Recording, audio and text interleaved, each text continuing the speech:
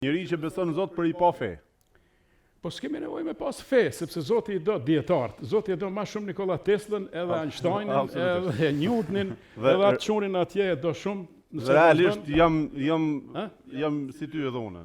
Unë besoj në Zot shumë, lumt në për të, po nuk është që merrem shumë me këto nuk predikimet e ku di unë këto. Po shife se është çështja se feja pastaj ka instrumentalizuar besimin.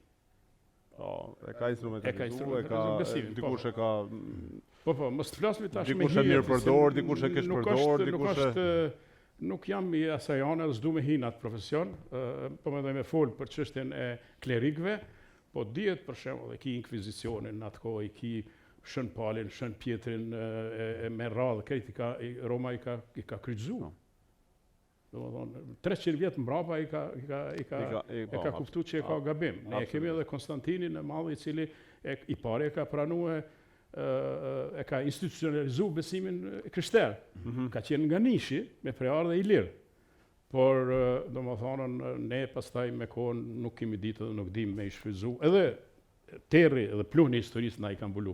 Ky libër e nxjerr në dritë gjithë vërtetën historike të shqiptarëve. Ky libër është në gjuhën gjermane dhe në gjuhën shqipe. Në gjuhën shqipe është i përkthyer, materiale ka brenda në gjuhë të huaja, po ka me u përkthyer edhe gjermanisht. Ka me u përkthyer në gjermanisht. Edhe në serbokroatisht. Serbokroatisht është përkthyer. Është përkthyer. Është në treg. Jo serbokroatisht, po kroatisht.